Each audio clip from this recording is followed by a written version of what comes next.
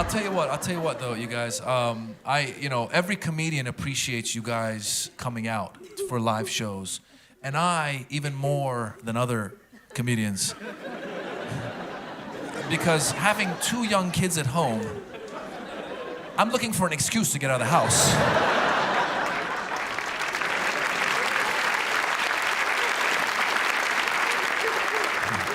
And you guys provided it. Because I'm telling you, they don't sleep. From the moment they come home, you know what I'm talking about, Farabas. From the moment they come home, they tell you, they don't sleep. Like when my baby first came home, they said that the baby's got to feed every 3 hours. What they don't tell you is it takes a baby 3 hours to feed before she's got to feed again. And my wife had a C-section, so I said, hey, babe, you sleep, I'll feed the baby. You know, like with a bottle, not with that. That's not going to work. So it was midnight, and the baby, I started giving her 4 ounces of milk. It took her an hour to drink 4 ounces. For a whole hour, just... whole hour. I was like, can I put this in a shot glass? Speed it up? Then you gotta burp them. It takes an hour for them to burp. You sit there for an hour, just...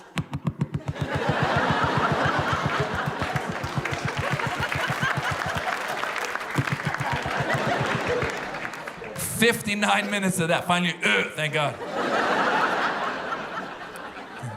Now you think you can sleep? No. Babies don't go to sleep. They start making a funny noise to keep you up. They start going, and you're on high alert. You're like, what? 59 minutes of that. Then they sleep for a minute and they're up again.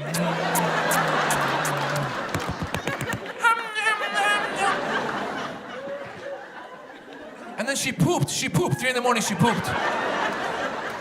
I told my wife, you had a C-section, don't worry, I'll change the baby. And the 3.5-year-old pooped at the same time. I don't know how they coordinated. I don't know if they talk baby talk, goo goo gaga goo goo, 3 in the morning. I told my wife, you had a C-section, I'll change both of them. So I had an assembly line of poopage lined up. And I went to change them. You forget how light these babies are. I went to change the baby, it was like I was changing a feather, just change the baby. Then I went to change the 3.5-year-old, felt like I was changing an elephant. I was like, what is wrong with you? You're a grown man.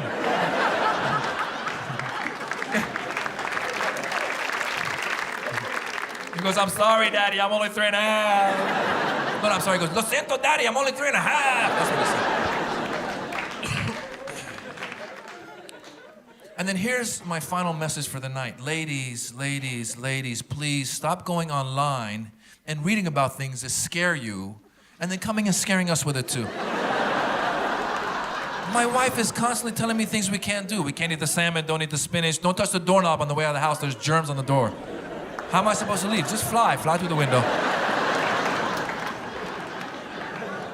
She heard somewhere, she read somewhere that when you go to the bathroom, when you flush the toilet, you have to have the whole lid down. The whole lid needs to be, when you flush, the whole lid needs to be down. There's a guy named Dr. Oz, who used to be, yeah, you know him, yeah. Dr. Oz, that bastard. Yeah, he's been telling our women to put the lid down. I'm gonna find him and punch him in the face.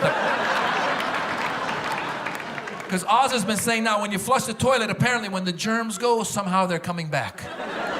I don't know how, I don't know if they're terrorist germs. I've lived all my life with the lid up. When I flush, I'm okay.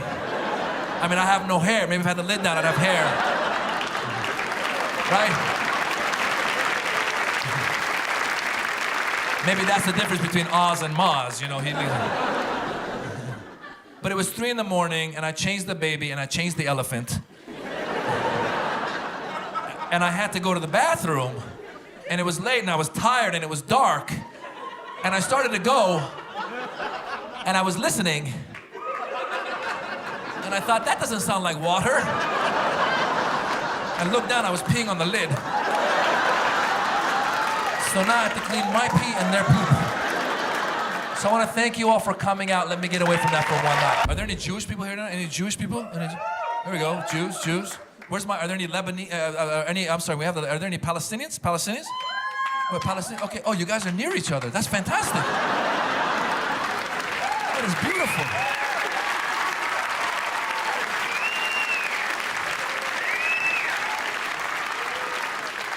Only in Sweden would a Jew and an Arab sit next to each other. You guys should get the Nobel Peace Prize just for that. That's awesome, man. I love the fact that you guys are so close, and I hope you guys, the whole point is we got to get them together. You know what I'm saying, Eugene? And like, I don't like to get them too close. I don't like to get them too close because a lot of times fights break out when they get too close. And I'd like you both to behave tonight, by the way, okay? Palestinian, I don't want you like throwing anything at the Jew. If you have like rocks or, Molotov cocktails, you keep that to yourself. Jew, I want you to behave. Don't take her seat. That's her seat. Let her keep her seat. What? What'd I say? Yeah, I'm originally from Iran. Thank you. Calm down. No problem. That's fine. I was actually worried when we first went to war with Iraq, because Iran sounds a lot like Iraq, and I was worried if there was one president who was going to mess it up and bomb the wrong country.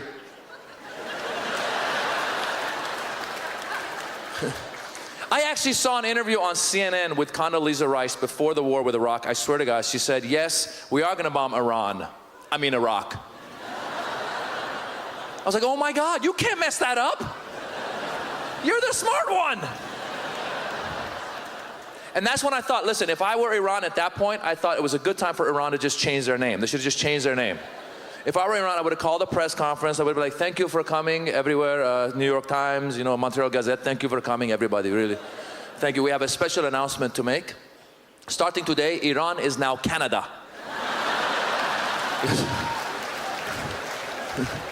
And Iraq is that way. So I'm married also. I'm married to somebody from another ethnicity. I'm married to an Indian woman, Indian actually. Not Indian like, woo, but Indian like, you know what I'm saying.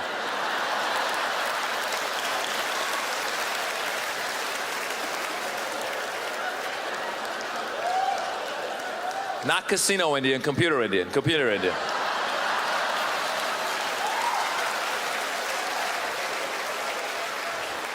That's right, I married tech support. I married tech support.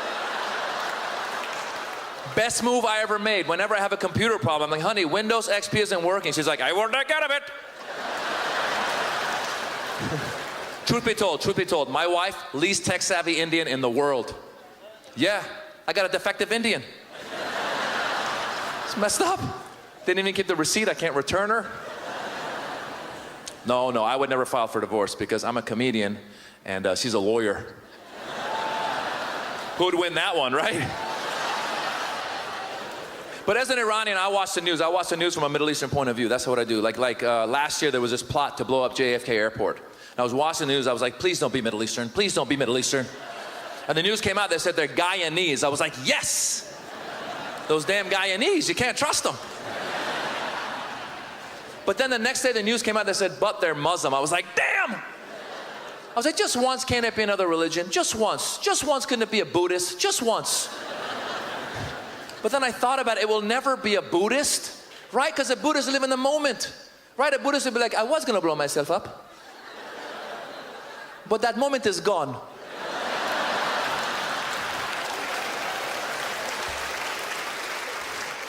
I am in another moment right now. I don't feel very explosive, I don't. Last year, 60 Minutes did a piece about the US Navy. The US Navy fired some Arabic translators who were American, but they're doing Arabic translations. They fired them because they found out they were gay. They have a don't ask, don't tell policy in the Navy. They found out they're gay. They fired them. And I heard that and I thought to myself, what are we afraid of? What, are they going to gay up the translation? Right, where they're going to be like, okay, here's some chatter. There's going to be a bombing at the embassy. And a sale at Prada. Oh my God!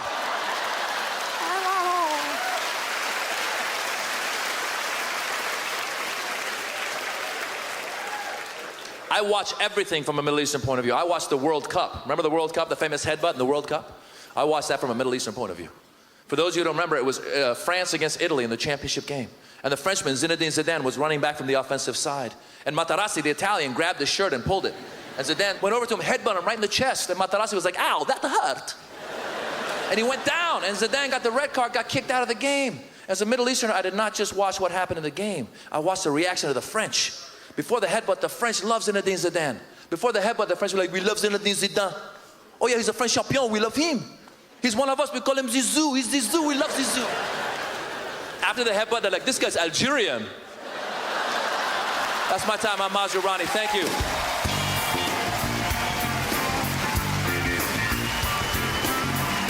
Oh my God. Now Iranians too, a lot of Iranians are taking credit for everything that happened in the Arab Spring. I have cousins, Maz, we started it in 2009. With the Green Movement, we started it. We had in 2009 when the protests were happening, I went to one in Los Angeles, in support of the Green Movement, and I realized something really fast. I realized that the president of Iran, Mahmoud Ahmadinejad, his name is a chant-proof name. It's a really long name. It's hard to chant. I was in the rally, people were marching, they're going, down with the dictator, down with the dictator, down with Khamenei, down with Khamenei, down with Ahmadinejad.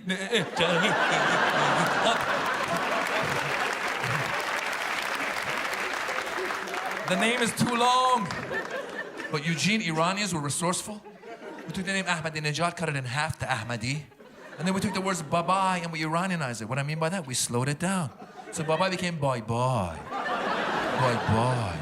So the chant of the rally became Ahmadi boy boy, Ahmadi boy boy, hey, Ahmadi boy boy, Ahmadi boy boy, hey, Ahmadi boy boy, Ahmadi. Yeah, it was crazy. Went from a rally to a party, just like that.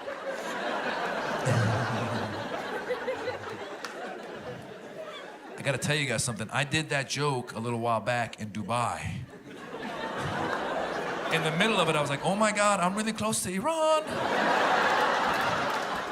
I started freaking out. I thought after the show, some guy gonna show up, be like, hi, I'm Ahmadi, let's go bye-bye.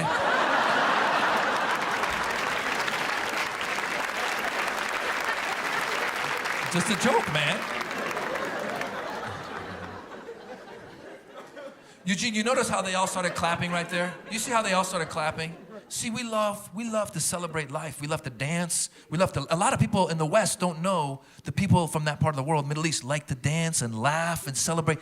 I swear, when I did the Actually Evil comedy tour, it came out on Comedy Central. I went online to see what people were saying about it. I ended up on the Sean Hannity website. It's a conservative website. One guy wrote another guy. He said, I never knew these people laughed. Because think about it, you never see, Middle Easterners laughing in American film or television, right? Maybe like an evil, like, whoa, whoa. I will kill you in the name of Allah. Whoa. But never like, ha, ha, ha.